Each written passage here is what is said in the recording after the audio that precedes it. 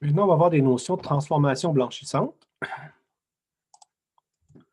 Donc, quand on parle de transformation blanchissante, c'est de faire une transformation où on va centrer les données sur la moyenne des données pour retirer finalement, pour les centrer sur l'origine, et ensuite retirer toute covariance pour rendre la variance unitaire. Fait que ce qu'on veut avoir, c'est une variance qui est unitaire selon les axes, qui n'ait aucune covariance et que les données soient centrées sur la moyenne.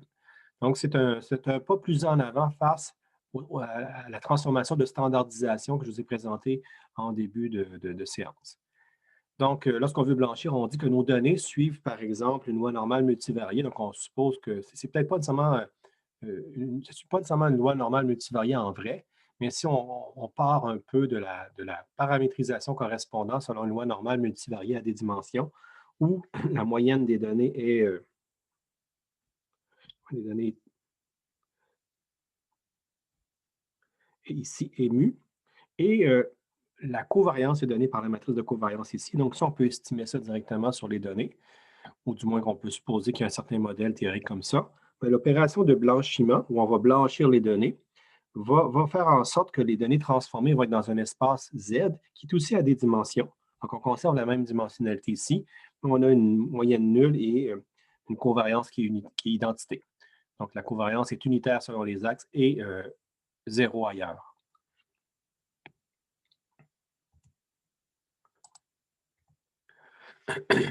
Donc, ce qu'on va faire, c'est qu'on va appliquer une transformation linéaire. Dans le fond, la transformation linéaire reviendrait à dire que c'est égal à Z fois la matrice de covariance puissance moins 1,5, moins 0,5, excusez-moi. Donc, ça, c'est à définir, là. C'est un concept de puissance qui est un petit peu joué avec la notation en centrant les données sur la moyenne. Et il y a un lien fort avec la distance de Mahalanobis, dans le sens que dans la distance de Mahalanobis, on regardait les distances en supposant une certaine, un certain vecteur moyen, une certaine matrice de covariance. Puis la distance de Mahalanobis revient à mesurer la distance au vecteur moyen pondéré par la covariance. Puis c'est une espèce de mesure de distance dans un espace blanchi, si on peut dire. Ça pourrait revenir un peu à la même chose, d'une certaine façon. Donc, dans le fond, la distance de Mahalanobis, c'est de la distance euclidienne au carré dans un espace blanchi directement par rapport à la distance à l'origine. Maintenant, la grande question, c'est comment calculer cette chose-là, donc qui est dans le fond euh, pas nécessairement bien définie. Là. Donc, qu'est-ce que ça veut dire, une matrice de covariance puissance moins 0,5? Je vais l'expliquer, vous allez comprendre, il y a un lien à faire avec la notion de variance en une dimension. Donc, on se rappelle que avec la deuxième dérivation alternative, la dérivation alternative de l'analyse en composantes principales, on peut dire que la matrice de covariance, sigma, peut être exprimée comme étant, dans le fond, le produit de la matrice C, qui est l'ensemble des vecteurs propres, la matrice D, qui est une matrice diagonale avec les valeurs propres sur la diagonale, et la matrice C transposée de nouveau. Donc, c'est ce qu'on appelle la décomposition spectrale de la matrice de covariance. Et comme C est orthogonal et C fois C, donc C fois C transposé est égal à C transposé fois C est égal à la matrice identité, on a ceci. Donc, on a vraiment l'équivalent que si on multiplie par C transposé C de chaque côté ici, on va avoir ça ici qui s'avère être égal à ça là. Donc, on est capable, dans le fond, d'éliminer ces éléments-là et d'en arriver à quelque chose comme, dans le fond, la matrice DC est égale au produit de la matrice C qui comprend les vecteurs propres fois la matrice de covariance fois la matrice C transposée ici. Avec ça, on va obtenir la matrice D. Puis on sait que donc la covariance de Z, lorsqu'on fait une transformation en Z, lorsqu'on fait une transformation de X vers Z, la covariance de Z serait égale à W transposé sigma fois W. Puis on veut que la covariance de Z soit diagonale, donc on va poser que W est égal à C. Donc W est égal à nos vecteurs propres. Donc, on va décomposer la matrice de covariance en disant, donc finalement, la matrice de covariance correspond au vecteur, aux matrices W comprenant les vecteurs propres, la matrice diagonale comprenant les valeurs propres associées, et on a les vecteurs propres, mais on a les valeurs propres ici. Donc, c'est comme ça qu'on définit la décomposition de notre matrice de covariance. Avec ça, on va dire, bien, vu que W est orthogonal, qu'on prend des vecteurs orthogonaux, donc l'inverse de W, ça correspond à la transposée de W. Donc, on va tirer avantage de cette propriété-là. Donc, si on veut développer l'équivalent de la racine carrée, donc la puissance 0,5 de la matrice de covariance, ça veut dire comment est-ce que si on multiplie cette chose-là par elle-même, ça donnerait sigma directement. Donc, on peut dire, bon, sachant que la matrice de covariance est égale à W fois D fois W transposé, on pourrait dire que c'est égal à W fois D puissance 0,5 fois D puissance 0,5 fois W transposé. C'est comme si on veut séparer ça. Puis dans le fond, ce qu'on veut faire, c'est qu'on veut un peu isoler, on veut décomposer en deux parties égales notre matrice de covariance. Ce qu'on peut faire ici, c'est de faire le produit par W transposé W, sachant que c'est égal à la matrice identité. Fait qu'on va intégrer le W transposé, le W ici, à l'intérieur. Finalement, on insère finalement entre les deux D puissance 0,5. Puis ça va nous donner deux éléments qui sont symétriques. Donc, dans le fond, ça ici et ça là sont la même chose. Et donc, on peut dire que ça correspond à notre racine carrée de la matrice de covariance. Même si une racine carrée d'une matrice ne fait pas de sens, disons que ça revient conceptuellement à la même chose que si on était en une dimension. Ça correspond aux deux éléments qui nous permettent de décomposer finalement la matrice de covariance en deux. Et donc, avec ça, ce qu'on peut dire, c'est qu'on peut dire que l'inverse de ça, donc l'inverse de E puissance 0,5, qui est E puissance moins 0,5 serait égal à ce qu'on avait identifié ici, mais inverse. Donc, on va faire l'inverse de ça. Mais comme l'inverse de notre vecteur W est égal à sa transposée, on a seulement à aller chercher l'équivalent de la puissance moins 0,5 de la matrice D.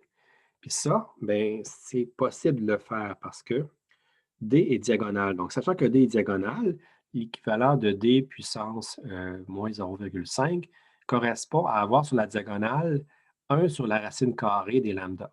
Donc, ici, on va avoir l'équivalent de lambda 1 puissance moins 0,5, lambda 2 puissance moins 0,5 jusqu'à lambda D puissance moins 0,5. On a comme une capacité à définir notre D puissance 0,5 comme ça, moins 0,5 comme ça. Donc, pour récapituler, ça nous donne finalement ceci. Ça nous donne le fait que, sachant que X suit une loi normale multivariée selon mu et sigma, bien, on peut dire que Z, si on veut faire une transformation blanchissante sur celui-ci, va correspondre à la matrice de covariance puissance moins 0,5 fois X moins mu. Puis ça, bien, si on développe ça ici, ça va nous donner ça ici. Donc, on va avoir l'équivalent de W fois D puissance moins 0,5 fois W transposé fois X moins mu, où W, c'est l'ensemble de nos vecteurs propres, et D, c'est une matrice diagonale avec sur sa diagonale chacune des valeurs propres associées au W. Donc, le lambda 1, c'est la valeur propre associée à W1, mais ça va être 1 sur racine carrée de la valeur propre sur toute la diagonale. Puis en appliquant cette transformation-là, on va avoir que Z va suivre une loi normale multivariée de moyenne nulle et de covariance identité. Donc, covariance unitaire, variance unitaire et covariance nulle.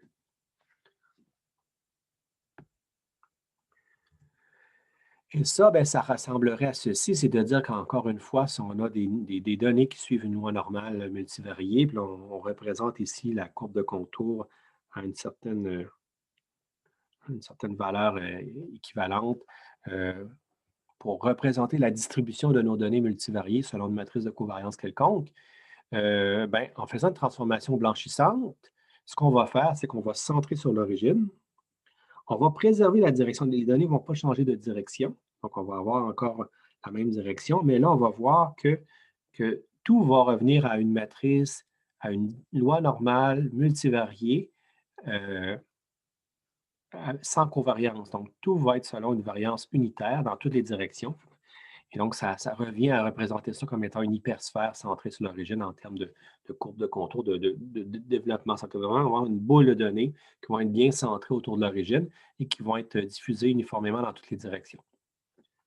Donc ça, c'est intéressant parce que ça va généraliser finalement la standardisation et ça va retirer toute covariance qu'il y a entre les variables. Donc cette transformation-là nous amène à avoir une covariance nulle. Donc le genre de résultat qu'on peut avoir, supposons qu'on travaille avec des données selon les demi-lunes en 2 dimensions, on voit que les données ne sont pas tout à fait centrées sur zéro, sont plutôt dans ce coin-là, ici, là. Donc, elles sont centrées ici. On voit que c'est quand même un peu plus étalé selon l'axe des X1 et selon l'axe des X2, c'est un peu plus rapproché, donc c'est quand même moins étalé. Et là, ce qu'on veut faire, c'est qu'on veut centrer ça sur l'origine, puis on veut ramener ça comme étant de variance unitaire sans covariance. Puis le résultat de la transformation blanchissante ressemblerait à ce qu'on a à droite. Donc là, on est vraiment centré sur l'origine qui est ici. Puis on voit que la variance est unitaire dans chaque direction. Puis il n'y a pas l'air d'avoir de direction précise ou il n'y a pas l'air d'avoir de covariance particulière. Tout semble être bien distribué. Il ne faut pas oublier aussi que là, on voit qu'il y a des étiquettes jaunes et rouges, mais vu que la transformation blanchissante, comme la CP, sont non supervisées, on n'en tient pas compte. On ne tient compte que de la distribution des données. Donc, c'est quand même un outil très intéressant, la transformation blanchissante. Ça nous permet de nettoyer les données, de les amener sous une forme assez régulière. Puis si on doit travailler, par exemple, avec des algorithmes qui ne sont pas bons pour gérer la covariance, mais qui gèrent bien le fait que chaque variable soit indépendante, ben là, ça peut être comme les classifieurs bayésiens naïfs ou les arbres de décision. Mais d'appliquer une transformation blanchissante préalablement est intéressant parce que ça va retirer la covariance finalement dans nos données. Ça va nous amener dans un espace où il n'y a pas vraiment de covariance, ou du moins par rapport à ce qu'on peut mesurer avec un modèle de type loi normale multivariée.